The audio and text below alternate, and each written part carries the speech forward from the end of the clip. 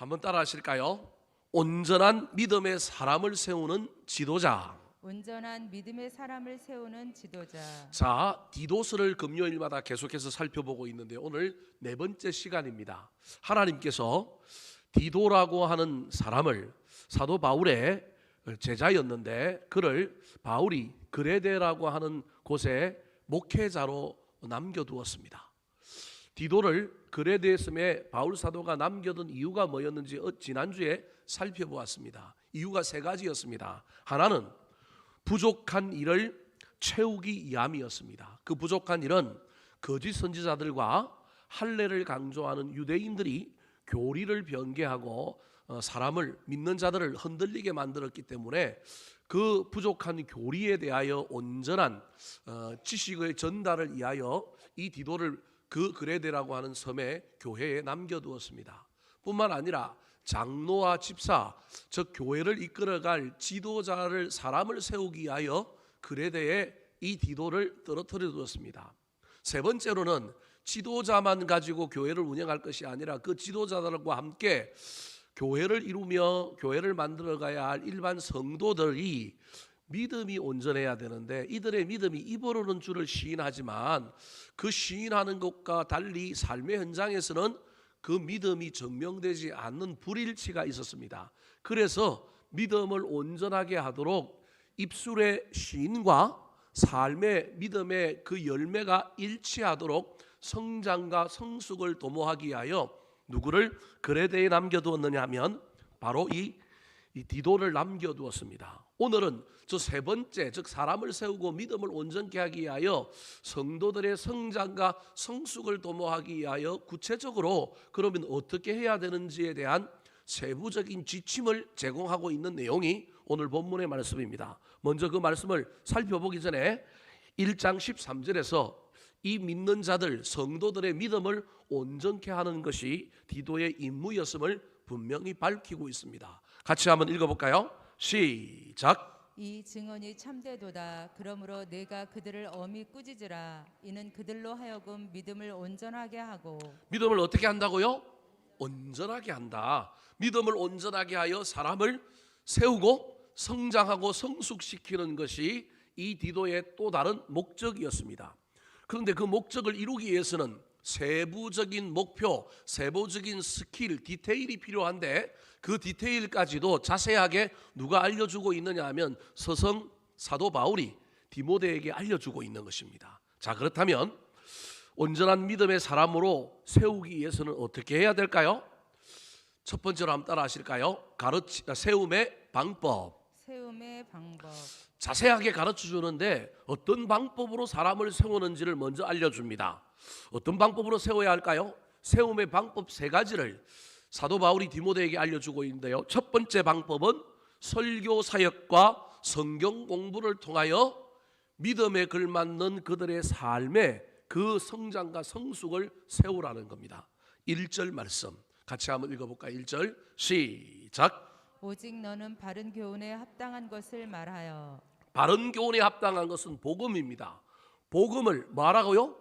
말하다라고 하는 말하다라고 하는 말은 개인적으로 둘이 말하는 것이 아니라 공적인 영역에서 말하는 것, 스피치, 설교를 의미합니다. 즉 복음적인 설교를 통하여 믿음과 삶이 계리되어 있는 사람들을 성장시키는 겁니다. 교회에서 예배가 중요하고 설교가 중요한 이유는 믿음은 어디에서 나요? 들음에서 납니다. 그래서 듣는 가운데 깨닫고 내가 머리로만 아는 지식이 아니라 믿음이 아니라 그 믿음이 내 가슴 속에 나를 공명하고 울리고 그 울림과 떨림이 내 입을 바꾸고 내 손을 바꾸고 내 삶을 바꾸어서 내가 믿는 믿음과 삶이 일치되어야만이 성장과 성숙이 일어납니다. 그래서 교인들의 성장과 성숙의 제일 중요한 것은 복음을 설교하는 겁니다. 목회자들이 세상 지식과 자기 이야기를 하는 것이 아니라 복음은 능력이 있으니 그 복음을 설교하고 그 복음의 말씀이 살아서 움직여서 찔러 쪼개고 수술하고 은혜가 끼쳐질 때 놀라운 역사가 일어나서 믿음의 성장이 일어나고 성숙이 일어나는 것입니다. 두 번째, 성도들의 믿음을 성장시키고 성숙시켜서 세우는 방법이 어떤 방법이냐 하면 다른 사람을 통하여 세웁니다. 목회자가 설교하고 또 성경 공부 같은 것들을 통하여도 사람을 영적으로 성장시키고 세울 수도 있지만, 교회는 사람들과 사람이 모여 살기 때문에 또 다른 사람들이 다른 사람을 가르치고 세워야 합니다. 병원에 환자들이 모여 있는데 그 병원의 환자들은 의사가 수술하고 치료하고 간호사가 돌봐서 회복하지만, 때로는 누가 누구를 치유할 때도 있느냐 하면 환자가 환자를 치유할 때가 있습니다. 그래서 좋은 교회는 목회자의 설교와 파워풀하고 능력이 있을 뿐만 아니라 교인들 간의 좋은 교제 속에 영적인 성장과 성숙이 일어나게끔 먼저 믿은 자들이 그 일을 잘 감당하는 것입니다. 4절 말씀 같이 한번 읽어볼까요? 시작. 그들로 젊은 여자들을 교훈하되 그 남편과 자녀를 사랑하며. 여기 그들이 누구냐 하면 3절에 보면 늙은 여자 그렇게 표현했습니다. 번역을 왜 이렇게 해놨는지 모르겠어요. 그러면 기분이 좀 나쁘잖아요. 늙은 여자, 젊은 여자, 그죠? 늙은 남자, 젊은 남자. 오늘 본문에 이렇게 그룹으로 자꾸 이야기해요. 그러니까 교회 안에 오래 믿은 사람들 중에 연장자들을 저 4절에는 뭐라고 얘기하냐면 그들로 이렇게 이야기하는 거예요. 그러니까 먼저 믿은 자들이, 직분으로 치면 권사에 해당되는 사람들이 우리 서리 집사에 해당되는, 그리고 교회에 갓 등록한 젊은 여자들을 뭐 한다고요? 교훈하는 거예요. 잘 가르치는 거예요. 선생의 권위를 가지고 가르치는 것이 아니라 사랑과 인격으로 존중하며 가르칩니다. 내가 예수를 믿은 지 얼마 됐는데, 내 직분이 얼마인데, 내가 얼마나 오랫동안 무슨 일을 했는데, 여러분 절대 이렇게 누군가에게 이야기하고 가르치면 반발이 일어납니다. 그것은 전수가 일어나는 것이 아니라 듣더라도 속으로는 지 혼자 잘난 체 하고 있네, 이런다는 게 오늘날 시대의 문화입니다. 그래서 절대 여러분 자꾸 연조라든지 내가 예수 믿은 것, 우리 교회 온 지 얼마나 됐느냐, 이 권위를 가지고 사람을 가르치려고 하면 안 됩니다. 가르치지도 않을 뿐만 아니라 그건 반드시 역효과가 일어나고 내 권위는 자꾸 깎이게 되어 있습니다. 그래서 사랑과 인격적으로 이 일을 감당해야 합니다.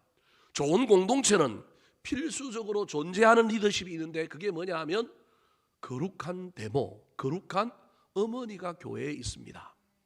제가 대학생 때 선교단체에서 훈련을 받고 성경 공부를 하고 제자 훈련 이런 것들을 받았는데, 그때 지금도 잊지 못하는 누나 한 분이 있습니다. 그 누나가 모든 후배들을 살뜰하게 챙깁니다.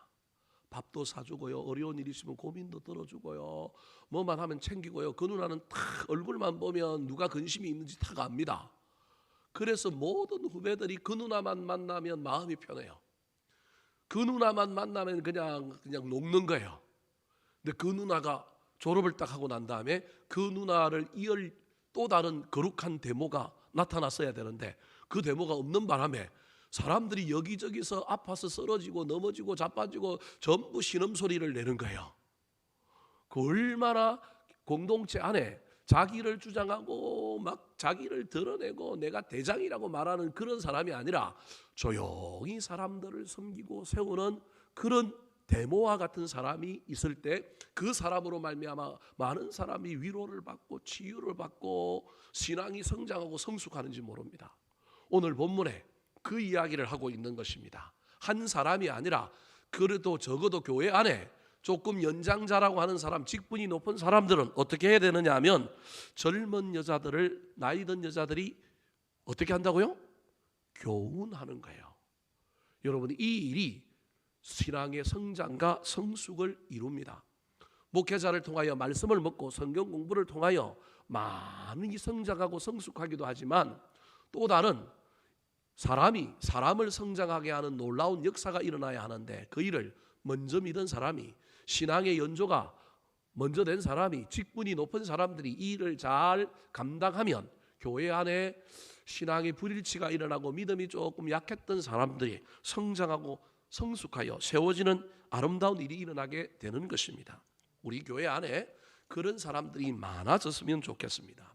세 번째 세움의 방법은 무엇일까요? 겉면과 본을 통하여 세웁니다.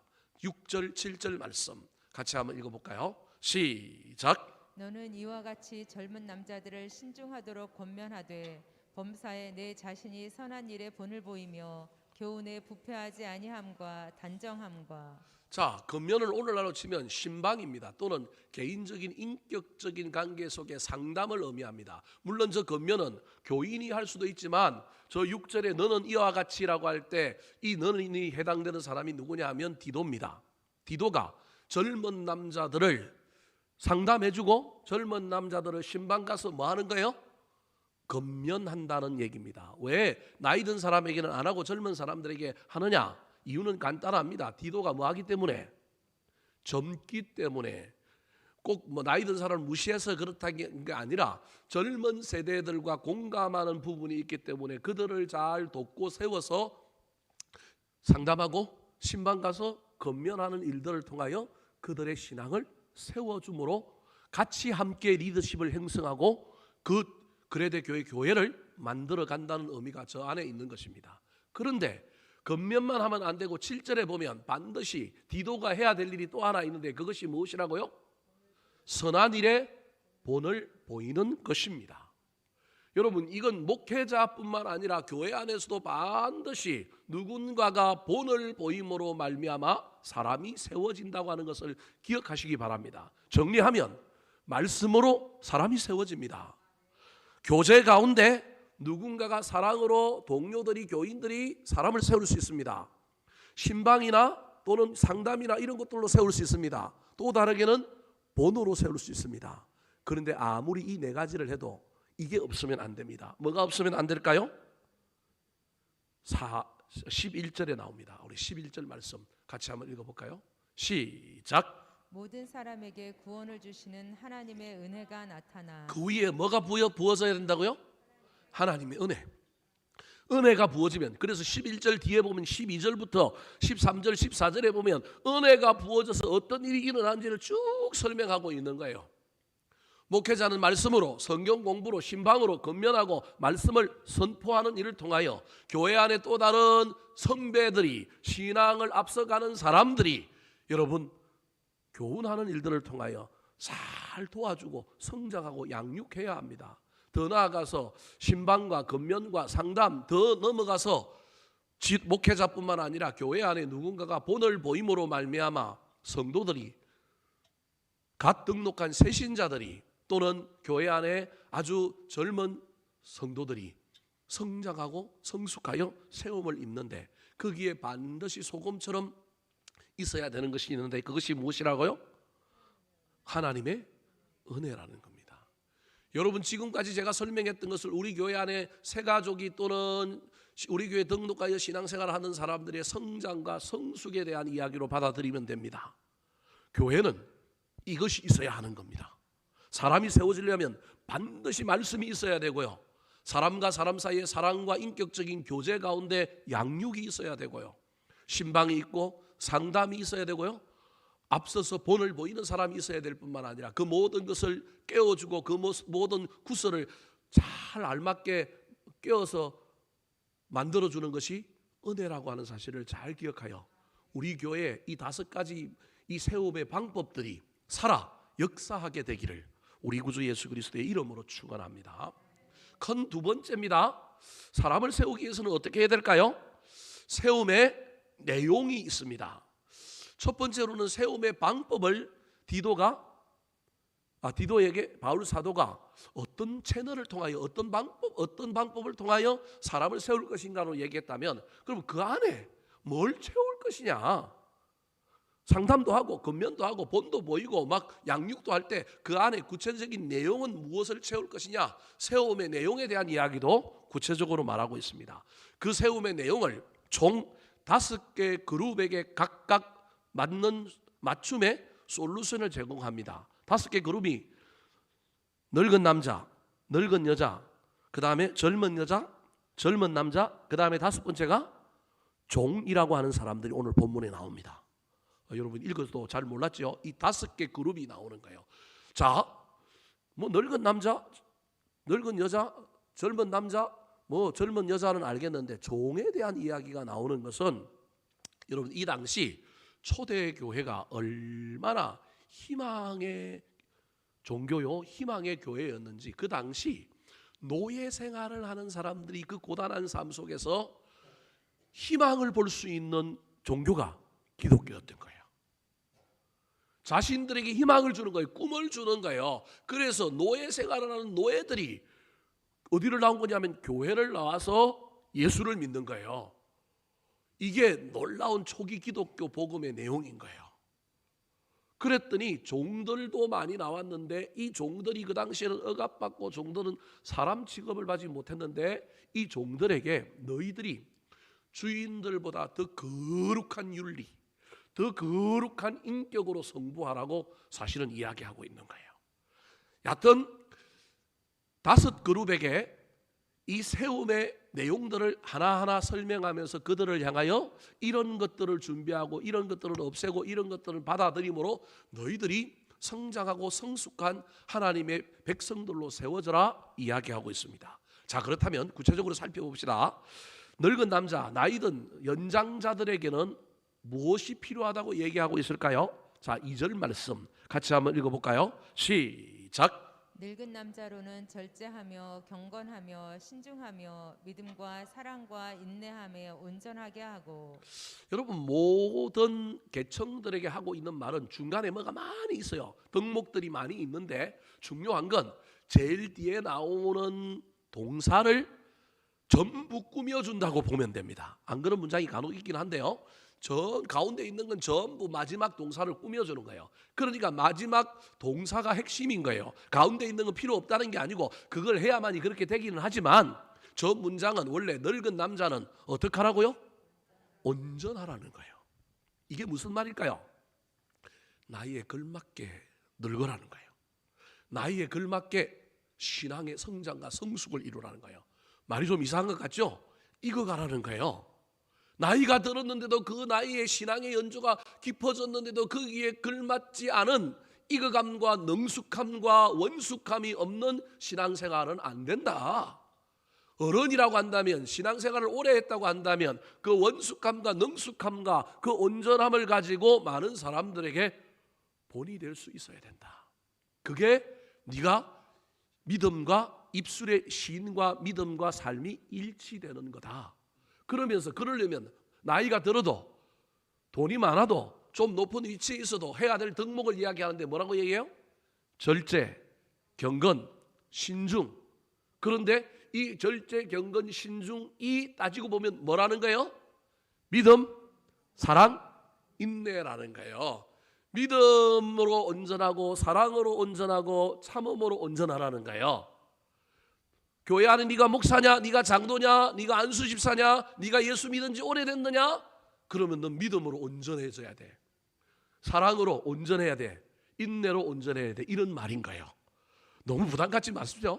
그냥 단순하게 생각하면 됩니다. 저걸 오늘 우리에게 하나하나 적용하지 말고 나이와 신앙의 연조에 걸맞는 모습으로 자리 잡아라. 그것이 나이든 늙은 남자에게 이야기하는 거예요. 두 번째, 늙은 여자에게는 뭐라고 교훈하고 있을까요? 자, 3절 말씀 같이 한번 읽어볼까요? 시작. 늙은 여자로는 이와 같이 행실이 거룩하며 모함하지 말며 많은 술의 종이 되지 아니하며 선한 것을 가르치는 자들이 되고. 자, 2절과 똑같이 해석을 해보면 늙은 여자는 어떤 사람이어야 한다고요? 선한 것을 가르치는 자들인가요? 말이 아니라 뭘로? 행동으로, 인격으로 선한 것을 가르치는 거예요. 그럼 선한 것이 뭐냐는 거예요? 행실이 거룩한 게 선한 거예요. 입술로 막 남을 험담하고 욕하지 않는 게 선한 거예요. 이 당시 문화가 여자들이 훨씬 더 술 문화에 노출이 되어 있었어요. 그 이유가 있어요. 그건 뭐냐 하면 이 당시에 그 지역에 소위 말하는 술의 신이라고 하는 신들을 섬기는 문화가 그리스 전역에 있었단 말이에요. 그래서 여자들이 그 성전에 가서 번을 서서 당번제로 돌아가면서 뭘 했느냐 하면 사제 역할을 했어요. 제가 지난주에도 여러분에게 설명했는데 이 그리스 전역 지역에서 이게 아주 중요한, 그리스라고 하는 그 나라의 국민이라고 한다면 남자들은 허드렛 일을 안 하고 여자들이 반드시 성전에 가서 뭘 해야 되느냐면 디오니소스라고 하는 뭐 이런 신들을 섬기는 신전 또는 뭐 자신들이 섬기는 신들을 섬기는 신전에 가서 소위 말하는 봉사를 해야 되는 거예요. 봉사. 그 봉사하는 일 끝에 그 시대의 문화가 너무 엄난하고 너무 태폐적이다 보니까 꼭 뭘 한 잔 해야 돼요? 술을 한 잔 하는 문화가 있는 거예요. 술도 한 잔하고 엄난하고 그 봉사하는 일들을 통하여 또 다르게 매매춘을 통하여 뭘 얻느냐 하면 돈을 벌고 이런 문화가 가득한 거예요. 그래서 저 3절을 오늘날 우리의 관점으로 읽으면 이해가 안 되는 거예요. 근데 그 시대의 문화로 읽어야 되는 거예요. 그 시대의 문화에 여자들이 훨씬 더 술에 더 많이 노출되어 있었는데 이 술에 많이 노출되어 있는 것은 세상 사람들뿐만 아니라 예수를 믿은 사람도 여전히 뭐한 거예요? 똑같은 거예요. 그러니까 그런 사람들 보고 지금 얘기하는 거예요. 선한 것을 가르치는 자들이 이래야 된다. 젊은 사람들에게 너희들이 선한 걸 가르쳐야 되는데 선한 것을 가르치는 것은 행실이 거룩해야 되고 특별히 입술로 우리 여성분들이 가지고 있는 그 묘한 분위기 속에 우리는 늘 입을 가지고 남을 험담하고 말을 옮기고 부풀리고 이런 일들을 하는데 그거 뭐 하지 말라고요? 하지 마라.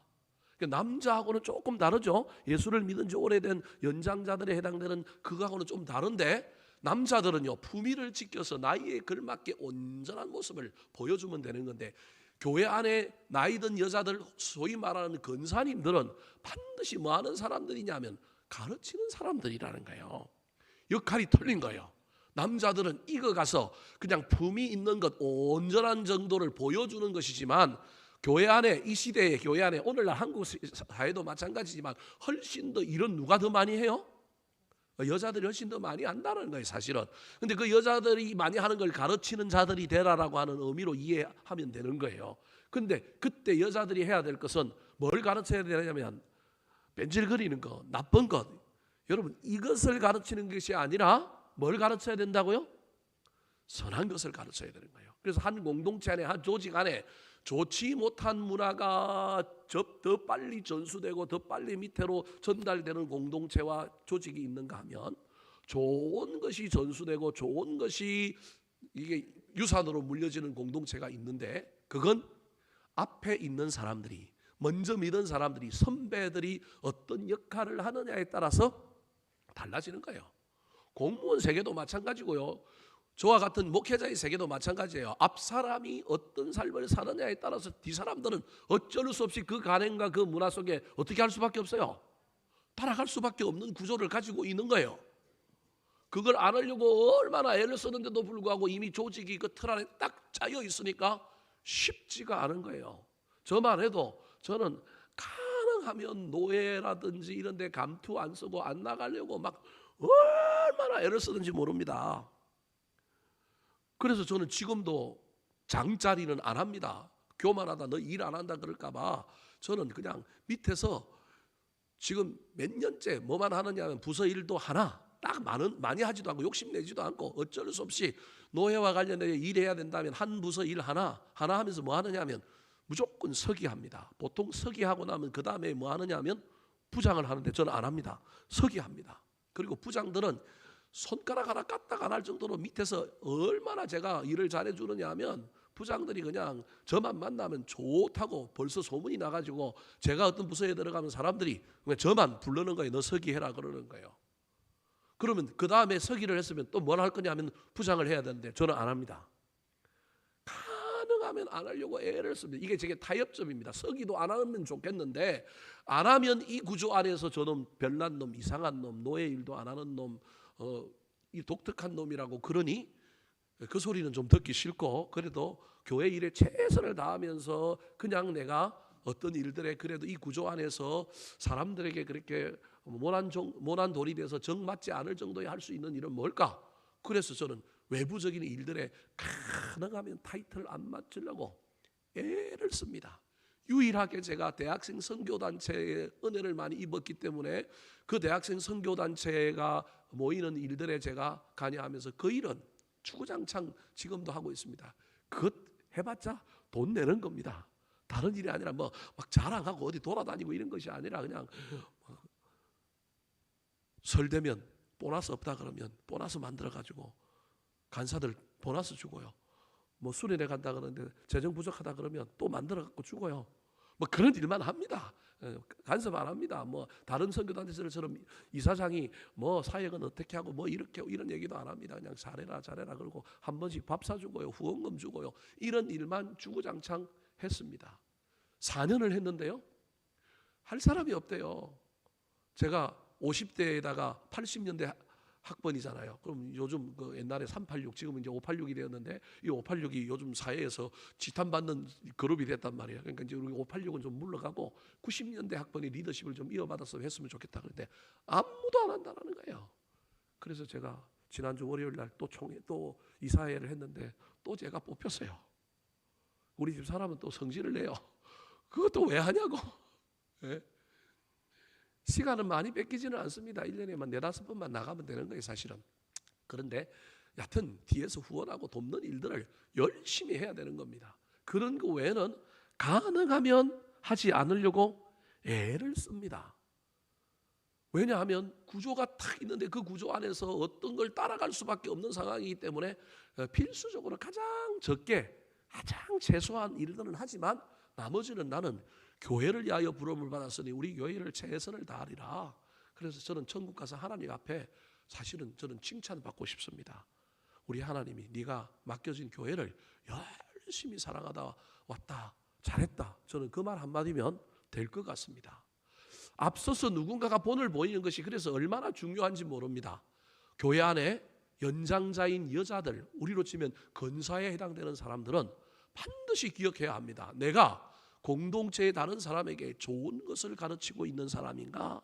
아니면 나쁜 것을 가르치고 있는 사람인가? 혹시 내가 험담하고 막 모함하고 막 말과 관련하여 많은 어려움을 겪게 하는 주인공은 아닌가? 잘 살펴서 선한 것을 가르치는 연장자들이 되시기를 예수님의 이름으로 축원합니다. 세 번째 그룹에게는 또 어떤 세움의 내용들을 요구하고 있을까요? 4절 5절은 젊은 여자들에 대한 이야기입니다. 같이 한번 읽어볼까요? 시작. 그들로 젊은 여자들을 교훈하되 그 남편과 자녀를 사랑하며 신중하며 순전하며 집안일을 하며 선하며 자기 남편에게 복종하게 하라. 이는 하나님의 말씀이 비방을 받지 않게 하려 함이라. 자, 저 젊은 여자, 우리로 치면 서리 집사에 해당되거나 교회 나온 지 얼마 안 되는 젊은 여성들에 대한 이야기입니다. 4절과 5절을 오늘 현대의 관점으로 보면 참 여성들을 너무 폄하하고 있고 너무 낮게 보는 그러한 관점으로 기술되어 있습니다. 그 시대이기 때문에 저런다라고 하는 걸 이해해야 될 뿐만 아니라 또 하나 더 이해해야 될 것이 있는데, 저때 젊은 여자라고 하는 저 젊은 여자는 여러분 오해하지 말고 들으십시오. 짱믿음의 가정들입니다. 대체로 무슨 말이냐면 남편은 유대인이 아니고 남편은 이방인이고 남편은 예수를 몰라요. 그런데 여자는, 부인은 교회를 다니고 예수를 믿고 유대인이에요. 그래서 이방인에게 예수가 누구인지 복음이 무엇인지를 알게 해주는 가장 중요한 방법은 여러분 뭐에 충실하는 거라고요? 가정에 충실한 거예요. 그래서 저게 저렇게 기술되어 있는 거예요. 오늘날 남녀 평등의 관점으로 저걸 읽으면 안 되고, 저 시대에 저 젊은 여자들의 대부분의 대체적으로 남자들이, 물론 그렇지 않은 가정도 있지만 저 그리스 지역에서 주로 있었던, 왜냐하면 로마로 말미암아 핍박을 받고 많은 사람들이 막 잡혀가기도 하고 막 노예로 가기도 하고 초대교회 때 막 이런 어려움 속에서 자신을 구원해준 이방인들에게 시집을 가게 되고 부인이 되고 뭐 이러한 상황들이 훨씬 더 많기 때문에 저때 저 젊은 여자라고 하는 의미 속에는 단순히 그 시대에 남녀 차별이 있었던 문화 속에 여성을 조금 더 좀 폄하하여 기술하는 정도를 넘어서서 저 안에는 어떤 의미가 있느냐 하면, 네가 가정에서 또는 남편을 대할 때 어떻게 하느냐가 예수 그리스도를 어떻게 나타내는지에 대한 기준이다라고 하는 의미가 저 안에 들어있습니다. 그래서 현대의 관점으로 너무 오해하지 말고 들었으면 좋겠습니다. 그래서 4절에 젊은 여자들은 뭐 하고요? 사랑하며. 저게 중요한 거예요. 젊은 여자들은 많은 사람 뭘 해야 된다고요? 사랑함으로 자기들이 세워지는 거예요. 누구를? 남편과 자녀를. 그리고 그 젊은 여자들은 뭐 하는 거라고요? 복종하는 거예요. 오늘날 지금 이거 말도 안 되는 이야기, 너무 일방적으로 여자들에게만 요구하는 것 같지만 저 이야기를 통하여 저 이야기를 통하여 믿지 않는 남편들에게 예수 그리스도가 전해지고 복음이 전해짐으로 말미암아 그들의 신앙도 고난과 핍박 속에 세워지는 거예요. 그래서 여러분, 이 여자들에게, 젊은 여자들에게 하고 있는 단어가 신중, 그리고 뭐가 나와요? 순전. 남자들이 바람을 피우고 막 다른 여자들을 만나고 다니는데도 불구하고 로마의 여자들과 그리스의 여자들은 남편이 바람 피우는 것처럼 자기들도 수많은 남자들을 만나고 다니는데 믿는 그리스도인들은 뭐하다고요? 순전한 거예요. 무슨 말씀이 이해되십니까? 그래서 남편은 집에도 들어오지 않고 돌아다니도 이 젊은 여자는 신앙생활을 하는 가운데 무슨 일을 하느냐 하면 집안일을 하며 선하며 이렇게 표현하고 있는 겁니다. 젊은 여자들에게 이런 삶의 현장에 벌어지는 그 삶의 고단한 문제 앞에 어떻게 하면 이 고단한 문제를 해결하는 가운데 가정도 지키고 신앙도 지키고 더 나아가 예수 그리스도를 전하여 믿지 않는 남편이 주께로 돌아오게 할 건가? 이게 이 젊은 여자의 신앙의 성숙의 바로미터이기 때문에 저렇게 표현하고 있는 겁니다. 네 번째, 또 다른 그룹입니다. 젊은 남자에게는 신앙의 성숙과 성장을 위한 세움의 내용은 어떤 것일까요? 6절, 7절, 8절에 나옵니다. 자, 젊은 남자에 대한 이야기입니다. 같이 한번 읽어볼까요? 시작. 너는 이와 같이 젊은 남자들을 신중하도록 권면하되 범사에 내 자신이 선한 일에 본을 보이며 교훈에 부패하지 아니함과 단정함과 책망할 것이 없는 바른 말을 하게 하라. 젊은 여자하고는 완전히 정반대입니다. 젊은 남자 보고 뭐를 하라고 그러냐면요, 젊은 남자는 교훈에 뭐하지 않고요, 부패하지 아니하여야 한다는 거예요. 그리고 뭐 해야 된다고요? 바른 말을 해야 된다는 거예요. 여러분, 이제 저걸 잘 이해해야 되는데, 교훈에 부패하지 않는다라고 하는 말은, 저 교훈은 말씀의 교훈을 얘기합니다. 내가 말씀의 교훈을 받았는데 그 말씀의 교훈이 사회생활하는 가운데 먹고 사는 문제 때문에 그 말씀을 내가 그대로 붙들고 살지 아니하여서 말씀과 다르게 삶으로 말미암아 말씀은 부패해 버렸습니다. 그런데 그렇지 않게 살라는 겁니다. 도전하라는 거예요. 야성적으로 열정적으로 신앙을 가지고 실험해 보라는 거예요. 더 나아가서 책망할 것이 없는 무슨 말을 하라고요? 바른 말을 하라는 거예요. 저때 우리는 바른 말을 하면요, 머리 꼿꼿이 쳐들고 막 상사가 다른 사람이 이상한 말을 했는데 틀렸다고 말한다. 그게 바른 말이 아닙니다. 성경에서 말하는 바른 말은요, 저기 앞에 나오는 책망할 것이 없는이라고 하는 단어와 연결을 지어야 합니다. 그래서 바른 말은 옳은 말을 하는 것이 아니라 무슨 말을 하느냐 하면 좋은 말을 하는 거고, 더 나아가서 무슨 말을 하는 거냐 하면 복음, 성경 말씀을 말하는 것이 바른 말입니다. 그러니까 저 젊은 남자에게 요구하는 것은, 네가 말씀을 들었다고 한다면, 말씀을 은혜를 받았다고 한다면, 손해를 보고 힘이 들고 고난을 받더라도 네가 말씀을 붙들고 말씀대로 한번 열심히 살아봐라라고 지금 뭐하고 있느냐면 도전하는 겁니다. 그 일을 통하여 때로는 넘어지고 자빠지고 힘이 들더라도 너희들이 신앙이 세워질 거다, 신앙이 성숙될 거다, 그렇게 말하고 있는 겁니다. 다섯 번째 그룹이 종들입니다. 종들에 대하여는 세워지기 위하여, 종이지만 그들도 신앙의 성장과 성숙을 위하여 무엇이 필요하다고 얘기하고 있을까요? 자, 9절과 10절 말씀 시작. 종들은 자기 상전들에게 범사에 순종하여 기쁘게 하고 거슬러 말하지 말며 훔치지 말고 오히려 모든 참된 신실성을 나타내게 하라. 이는 범사에 우리 구주 하나님의 교훈을 빛나게 하려 함이라. 자, 그 당시 종들의 일반적인 모습이 거슬러 말하는 거예요. 그리고 뭐예요? 주인의 것을 뭐예요? 훔치는 거예요. 이 당시에 모든 로마가 세상을 지배함으로 말미암아 어쩔 수 없이 노예 제도가 있었고, 그 노예 제도 가운데 유대인들도 있었지만 수많은 이방인들 중에 노예가 된 사람들이 있는데, 이 사람들이 예수를 믿고 교회에 나오기 시작했단 말이에요. 근데 이 사람들 노예이기 때문에 핍박받고 힘들 뿐만 아니라 보통의 노예들이 가지고 있는 윤리가 있어요. 보통의 노예들이 가지고 있는 삶의 모습이 있는데, 그 모습이 뭐냐 하면 거슬러 말하는 거예요. 그 다음에 뭐 하는 거예요? 훔치며 막 노예 생활을 하는 거예요. 앞에서는 예예 해놓고 뒤에서는 뭐 딴짓 하고요, 뭐 적당히 하고요. 그 다음에 막 뭘 해놓고 좀 뭐 뒤에서 뭘 좀 가져가기도 하고요. 이게 노예인 거예요. 그런데요, 너희들이 예수를 믿고 나면 너희들은 신앙의 성장과 성숙을 위하여 다른 노예들하고 다르게 살라는 거예요. 다른 노예가 달리 거슬러 말하지 말고 너희들은 뭐 하라고요? 순종하라는 거예요. 순종하는 걸, 주인의 말에 온전히 순종을, 앞에서만 예 말하고 뒤에서 하지 않는 그게 아니라 순종하라는 거예요. 진짜 그대로 하라는 거예요. 근데 진짜 시키는 일만 하지 말고 주인을 뭐 하게 하라고요? 기쁘게 하라는 거예요. 이 기가 막힌 일이 아니겠어요? 근데 그 당시 예수 믿는 종들은 다른 거예요. 다른 문제가, 그 중요한 대표적인 예가 누구냐 하면 여러분 빌레몬서라고 하는 성경에 나오는 누구예요? 오네시모라고 하는 사람이 주인의 돈을 뭐 했어요? 훔쳐서 도망갔잖아요. 저게 저 얘기라니까요. 훔쳐서 도망가 버렸잖아요. 근데 예수를 믿고 감옥에서 똑같이 사도 바울과 함께 감옥에 있다가 감옥 동기인 사도 바울에게 복음을 받은 오네시모는 그 다음에 종이었지만 다르게 사는 거예요. 그래서 그 주인이 어떤 빌레몬에게 오네시모를 다시 돌려보내서 받아줘라. 이제는 다를 거다. 그래서 실제로 오네시모가 가서 이제 사는데 다르잖아요. 일꾼이 되잖아요. 누구를 기쁘게 해요? 주인을 기쁘게 하는 거예요.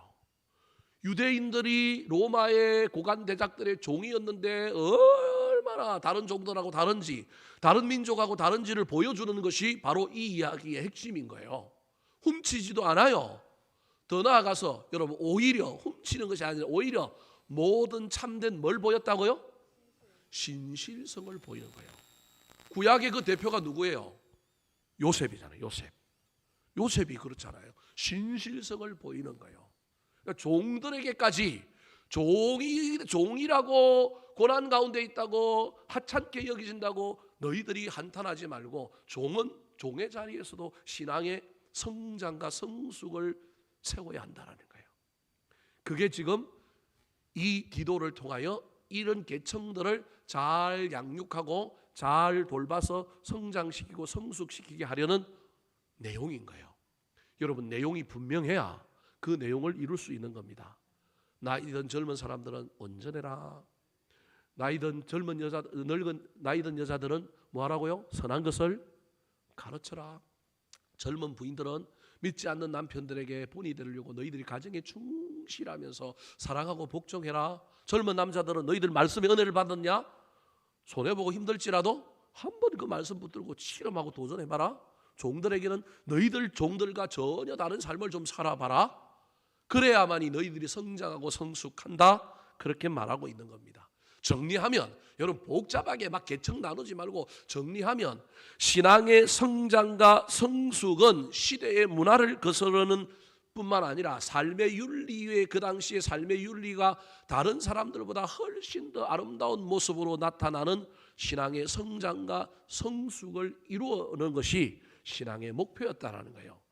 믿는 것으로만 끝나는 것이 아니라 그 믿음에 걸맞는 나이대에 맞게끔 자신들이 처한 상황에 맞게끔 그 믿음이 삶의 현장에서 잘 드러나고 잘 자라게 만드는 일들을 할 수 있도록 디도가 말씀으로, 상담으로, 권면으로, 본으로, 하나님은 은혜로 그 사람들이 각자 처한 영역에서, 공무원은 공무원대로, 장사치는 장사치대로, 군인은 군인대로, 선생님은 선생대로 자기의 삶의 영역에서 붙들어야 할 가치의 성장과 성숙의 각각의 기준들을 붙들고 실험함으로 말미암아 믿음이 입술의 믿음뿐만 아니라 무슨 믿음이 되느냐 하면 삶의 믿음이 되는 성장과 성숙을 이루도록 디모데에게 요청하고 있고, 디모데가 그 일을 위하여 이 그레데 교회에서 예를 쓸 거라는 것입니다. 사랑하는 성도 여러분, 저와 여러분은 어느 계층에 있는 사람들입니까? 저와 여러분은 각자의 삶의 영역에서 어떤 가치를 붙들고 나의 성장과 성숙을 위하여 실험해야 할까요? 사람마다 다 다를 것입니다. 목사인 저도 목회자의 영역에서 저는 어떻게 하면 어떤 가치를 붙들고 실험할까? 저는 다른 가치도 많이 있지만 은퇴할 때 교회는 안 망가뜨리겠다.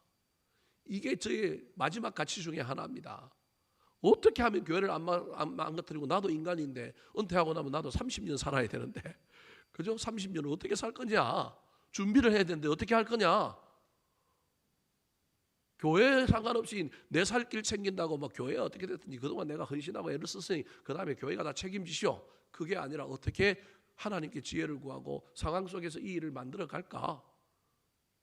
실험해야 될 가치들이 각각 있다니까요. 사랑하는 성도 여러분, 올 한 해 부인은 부인대로 가정에서, 또 다른 영역에서 부모는 부모로서의 가치를 붙들고 저와 여러분이 성장과 성숙을 위하여 실험해야 될 것들이 있다면 그것을 잘 붙들고 실험함으로 말미암아 싸워 이기고 때로는 넘어져도 다시 일어나서 그 길을 걸어감으로 말미암아 마침내 저와 여러분이 성장하고 성숙하여 세워지는 놀라운 역사가 일어나게 되기를 우리 구주 예수 그리스도의 이름으로 축원합니다.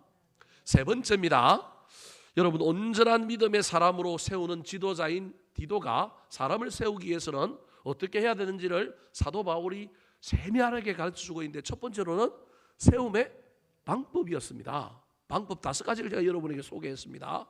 그 다음에 그 세움의 내용들이 세밀하게 각각의 영역에 있는 사람들마다 다른 기준과 다른 가치관 속에서 뭘 붙들어야 될지를 가르쳐 주었습니다. 세 번째입니다. 따라하시겠습니다. 세움의 목적. 세움의 목적. 자, 방법도 있고 내용도 있었지만 그 방법과 내용을 통하여 제일 마지막에 이루어져야 할 목표, 초점, 표대를 잊어버리면 안 됩니다. 왜냐하면 그 표대를 바라보고 가야 그 비슷하게 가는 것이지, 자꾸 방법에 시선을 빼앗기고 내용에 너무 저와 여러분이 현혹되어 거기에 푹 빠지다 보면 궁극적으로 가야 할 때가 어느 곳인지, 도달해야 할 곳이 무엇인지를 잃어버릴 때가 많습니다. 오늘 본문에 사람을 세우는 목적에 대하여, 왜 연약한 성도들, 이 믿음의 신임만 있는 성도들이 그들의 삶에도 그 믿음의 놀라운 성장과 성숙이 나타나게 하기 위하여 어떤 목표를 가져야 되는지를 설명하고 있습니다. 첫 번째 목적입니다. 5절 말씀 같이 한번 읽어볼까요? 시작. 신중하며 순전하며 집안일을 하며 선하며 자기 남편에게 복종하게 하라. 이는 하나님의 말씀이 비방을 받지 않게 하려 함이라. 그러니까 사람을 세우는 최종적인 목적은 사람이 성장하는 것이 목적인 것 같지만, 사람도 성장하지만 사람만 성장하면 안 되고, 그 성장을 통하여 반드시 하나님과 교회의 유익이 있어야 되는데, 하나님에게 유익이 있는 것 중에 하나가 하나님의 말씀이 뭘 받지 않으려고요? 비방받지 않으려고요. 말씀대로 살면 복을 받고 말씀대로 살면 능력이 있다라고 하는 것을 저와 여러분이 보여줘야 하는 거예요. 그 일을 통하여 저도 잘하고 여러분도 잘하고 뿐만 아니라 누구도 영광을 받느냐 하면 하나님도 영광을 받는 게 목적이라는 거예요. 이걸 잊어버리면 안 되는 거예요. 하나님의 말씀이 비방을 받지 않는 것. 두 번째 세움의 목적입니다. 8절 말씀 같이 한번 읽어볼까요? 시작. 책망할 것이 없는 바른 말을 하게 하라. 이는 대적하는 자로 하여금 부끄러워 우리를 악하다 할 것이 없게 하려 함이라. 자, 대적하는 자를 부끄럽게 하는 것이 목적이라는 거예요. 아까는 하나님의 말씀이 비방받지 않게 해서 하나님이 영광 받는 거라고 한다면, 대적하는 자를 뭐하다고요? 어떻게 한다고요? 부끄러워하게 하는 게, 그럼 대적하는 자가 누구예요? 마귀. 다르게 얘기하면 저와 여러분이 성장하고 성숙하면 우리의 성숙과 성장을 막게 하여 악한 마귀는 매번 괴계를 꾸리고 뭔가를 시비를 걸어오고 사람을 통하여 우리를 낙심하게 만들어서 우리를 성장하고 성숙하지 못하게 하는 것이 악한 마귀의 목적인데, 우리가 그걸 넘어서서 우리가 이겨서 우리가 성장하고 성숙하면 누가 부끄러워한다고요? 악한 마귀가 부끄러워하는 거예요. 그래서 우리를 뭐하다고 할 것이 없다고요? 악하다 할 것이 없게 하려 함이라는 거예요. 무슨 말이냐면 이건 욥기에 나오는 내용인데요. 마귀가 천상의 회의에 참석했는데, 참 이거 어려운 본문이에요. 마귀도 어디에 가 있냐면 저 하늘나라 천상의 회의에 참석자로 가 있어요. 그 쉽게 얘기하면 이런 거예요, 여러분. 오늘날 청와대에서 회의하는데 서울시장이 오세훈인데 청와대에 있는 사람들은 전부 더불어민주당인데, 여러분 오세훈은 어느 당이에요? 국민의힘이에요. 국민의힘도 거기 들어가 있는 거예요. 서울시장은 여러분 국무회의하면 들어가거든요. 그런 정도로 이해하시면 돼요. 잘 모르겠거든. 우리 천국 가서 왜 악한 마귀가 천상의 회의에 참석하고 있는지 나중에 한번 물어봅시다. 여하튼 욥기에 보면 천상에서 회의가 열렸는데 그게 누가 참석하고 있느냐 하면 악한 마귀가 사탄이 참석하고 있는데, 하나님께서 이 악한 마귀 보라는 듯이 자기를 섬기는 사람 중에 동방에 있는 욥이라고 하는 사람이 있는데, 이 사람은 자기가 보기에 믿음이 됐다 좋다고 막 자랑하는 거예요. 그러니까 속이 부글부글 끓는 사탄이, 그럼 내가 시험을 한번 해봐도 좋겠습니까? 그러는 거예요. 그래, 시험 한번 해봐라. 시험을 했는데 욥이 온갖 시험을 다 당했어요. 자식이 죽고 뭐 재물이 다 없어졌는데도 하나님을 비방하거나 그러지 않고 뭐예요? 잘 견디는 거예요. 그러니까 하나님이 신나갖고 이 악한 마귀에게 자란 거 봐라, 욥은 그렇지 않느냐 그랬더니 이제 사탄이 뭐라고 그러냐면 욥에게 있는 장식물로만 욥을 시험하면 욥이 괜찮겠지만 가죽과 관련하여, 가죽이라고 하는 말이 욥기에 나오는데요, 가죽을 가지고 시험을 하면 그렇지 않을 겁니다. 이 말은 무슨 말이냐면 피부병이 만들어서 육신의 병도 주겠다는 거예요. 왜냐하면 생명을 뭐 하지 말라 그랬다고요? 해하지 말라 그랬단 말이에요. 그래서 몸은 안 건드리고 욥이 가지고 있는 모든 그 잔여 물질만 1차적으로 공격하여 건드렸는데 욥은 하나님을 여전히 배신하지 않고 하나님을 찬양하고, 주신 이도 하나님이요 가져가신 이도 하나님이다. 내가 모태에서부터 내가 맨몸으로 왔으니, 적신으로 왔으니 가져가신 분도 주신 분도 하나님이요 가져가신 분도 하나님이다. 이런 말을 하고 있으니까 이 마귀가 기가 막힌 거예요. 그러니까 하나님이 그런 욥의 모습을 보고 막 자라가니까 마귀가 하나님 생명을 건드리지 말라고 한 것 때문에 그래도 욥이 그럽니다. 내가 생명은 안 해야 할 테니까 뭐는 건드리게 해달라고요? 가죽은 건드리게 해달라는 거예요. 여러분 이게 욥기의 아주 재미난 표현이에요. 가죽은 건드리게 해달라는 거예요. 그래서 몸에 뭘 줘요? 피부병을 막 주잖아요. 우리를 치면 급성 아토피를 줘가지고요, 얼마나 가려운지 기아장으로 뭐예요? 벅벅벅벅 긁고 있는 거예요. 그런데도 처음에는 이 누구야? 욥이 하나님을 원망하지 않잖아요. 근데 나중에 누구 때문에 원망하느냐 하면요, 사람들 때문에 원망한다니까요. 진짜 믿음 좋은 사람은요, 고난과 환경 때문에 원망하거나 시험 들지 않고 누구 때문에 시험 든다고요? 사람 때문에 시험 든다니까요. 찾아온 친구들이 와가지고 막 실컷 위로한다고 하면서 너한테 이런 고난이 온 건 뭐 때문이라고요? 죄가 있기 때문에 너 찾아봐라. 아니 찾아봐도 없는데 자꾸 찾아보라 그러는 거예요. 물론 있기는 있는데 나중에 욥이 그걸 찾기는 하죠. 그러잖아요. 그런 욥이 고난을 받는 가운데 여러분, 욥이 나중에 끝내 누굴 이겨요? 마귀를 이기잖아요. 마귀를 이기잖아요. 그러니까 저기 대적하는 자로 하여금 뭐 하게 만들었어요? 부끄럽게 만들었고요. 그 마귀가 우리를 보고 악하다고 말을 못하는 거예요. 왜냐하면 마귀는 우리가 악한데도 불구하고 그걸 숨기고 그냥 하나님 앞에 아양 떨고 복 받으려고 있는데, 우리 인간의 정체가 뭐냐면 자기 마귀랑 닮은 악한 존재라는 거예요. 그래서 요 껍질을 살짝 벗기면 이 껍질 안에는 뭐가 들어있다고요? 악이 들어있어서 봐라, 악하다, 악하다고 말한 게 맞지 않습니까? 이래야 되는데 저기 거래대 교회 교인들은 그 모든 것들 가운데 이 성장과 성숙을 통하여 악한 마귀의 그 방해 공작을 다 이기고 성장과 성숙을 이김으로 말미암아 마귀를 부끄럽게 할 뿐만 아니라 우리는 악한 존재가 아니라 선한 존재, 거룩하게 만들어진 하나님으로부터 거룩하게 변화된 존재라고 하는 것을 증명함으로 말미암아 마귀가 우리 보고 악하다고 더 이상 못하는 존재가 된다는 거예요.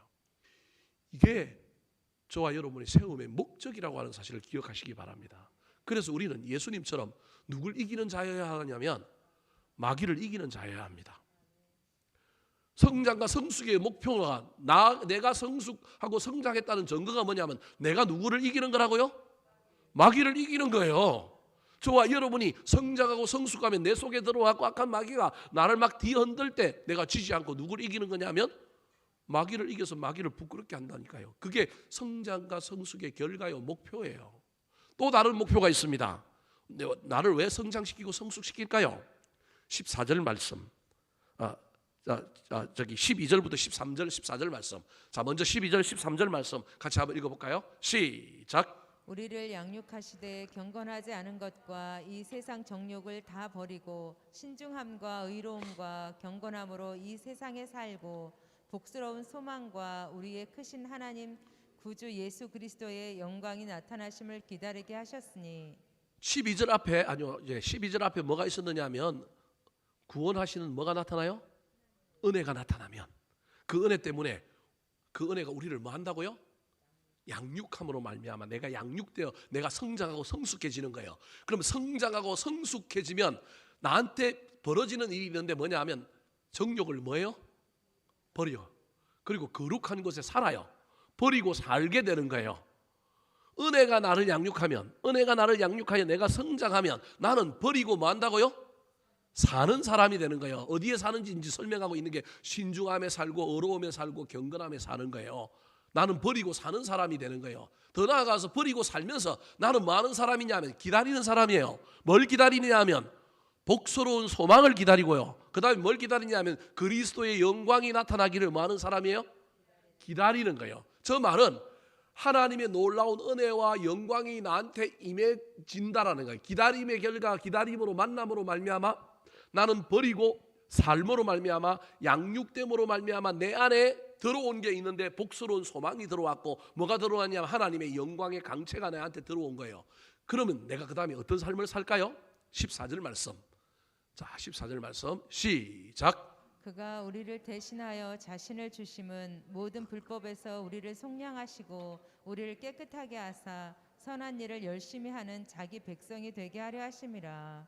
자, 요약하면 이게요. 원래 오늘 설교를 3번 나눠서 해야 될 거 지금 한 번에 하기 때문에 그런 거예요. 여러분이 제가 왜 이렇게 빨리 하는지 여러분 잘 모르겠죠. 원래 하나하나씩 해야 되는 건데 3번 설교를 해야 되는 건데 이걸 몇 번에 하는 거예요 지금? 한 번에 하기 때문에 그러는 거예요. 자, 세움의 목적이 있는데 세움의 목적은 뭐냐 하면 말씀이 변방받지 않게 하여 하나님께 영광 돌리는 게 세움의 목적이 첫 번째예요. 두 번째로는 저와 여러분이 누굴 이기는 거라고요? 마귀를 이기는 거예요. 세 번째 목적은 뭐냐 하면 우리가 선한 일을 하게 하려고 우리를 성장시키고 성숙시켰다니까요. 그래서 여러분 제자 훈련을 받고 교회 안에 와갖고 뭐 배우고 뭐는 했는데 자기는 성장했다 그러는데 머리만 됐다 커. 근데 뭐는 없어요? 선한 일이 없다니까요. 그건 성장했다 안 했다? 반쪽짜리 성장인 거예요. 안 했다고 표현하면 기분 나쁠지 모르겠지만 반쪽짜리인 거예요. 성장하고 성숙한 사람은 하나님께 영광 돌리고 마귀는 쳐서 무찌르고 이길 뿐만 아니라 반드시 그 삶의 성장과 성숙은 여러분 나무가 자라면 성장하고 성숙해서 뭐가 맺혀야 돼요? 열매가 맺혀야 되잖아요. 그게 정상이잖아요. 그 열매가 뭐라고요? 선한 일. 그래서 선한 일을 열심히 하는 사람이 될 때 하나님이 너는 누구 백성이라고요? 내 백성이다 그렇게 말한다라는 거예요. 그럼 이게 오늘날 저와 여러분이 교회에서 신앙생활을 해야 될 중요한 얘기를 지금 다 하고 있는 거예요. 말씀을 마치려고 합니다. 여러분 오늘 너무 많이 해갖고 헷갈리죠? 뭐가 뭔지 잘 모르실 분들도 있습니다. 여러분 저와 여러분이 성장하고 성숙하는 채널들을 잘 기억하시기 바랍니다. 성장의 방법들을 잘 기억하셔서 그 방법들을 소중히 그 채널들을 소중히 여기시기 바랍니다. 말씀을, 권면을, 본을, 상담을, 신방을 사람들을 통하여 누군가가 나를 성장시키는 걸 이걸 소중히 여기시고 저와 여러분이 또 그 채널 중에 한 사람들이 되어야 된다는 거예요. 내가 젊은 사람들을 가르치는 사람이 되고 본을 보이는 사람이 되고 여러분 교회 안에 이 채널들이 살아 있어야 된다는 걸 이 세움의 방법 이 수단들이 살아 있어야 된다는 걸 기억하셔야 됩니다. 뿐만 아니라 저와 여러분은 각자에게 상황들이 주어져 있다는 거예요. 젊은 여자, 늙은 여자, 젊은 남자, 늙은 남자 각각의 성장이 다 다른 거예요. 우리가 각각 실험해야 될 성장의 어떤 가치들, 어떤 문제들이 있는 거예요.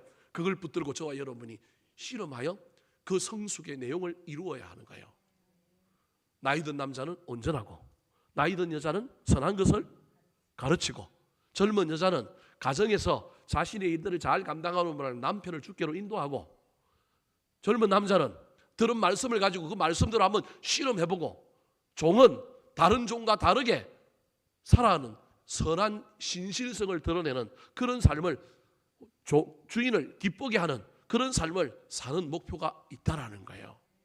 저와 여러분이 신앙생활하는 동안에 그걸 잘 깨달았으면 좋겠습니다. 뿐만 아니라 더 나아가 저와 여러분이 진짜 성장하고 성숙하여 하나님께 영광 돌리고 마귀와 여러분 단판에서 마귀와 맞짱 떠서 이길 수 있었으면 좋겠습니다. 고난에 마귀에게 지지 마실 뿐만 아니라 우리가 성장하고 성숙했으니 열매가 있어야 되는데 그 선한 일을 하는 열매가 있음으로 말미암아 하나님이 그때서야 네가 내 백성이다 칭찬하는 놀라운 역사가 일어나게 되기를 예수님의 이름으로 축원합니다. 한번 따라 하실까요? 온전한 믿음의 사람으로 세우는 지도자. 온전한 믿음의 사람을 세우는 지도자. 말씀과 겉면, 본과 은혜로 세워집니다. 말씀과 겉면, 본과 은혜로 세워집니다. 관계 안에서 성숙하여 더 근사해집니다. 관계 안에서 성숙하여 더 근사해집니다. 선한 일을 열심히 하는 백성이 됩니다. 선한 일을 열심히 하는 백성이 됩니다.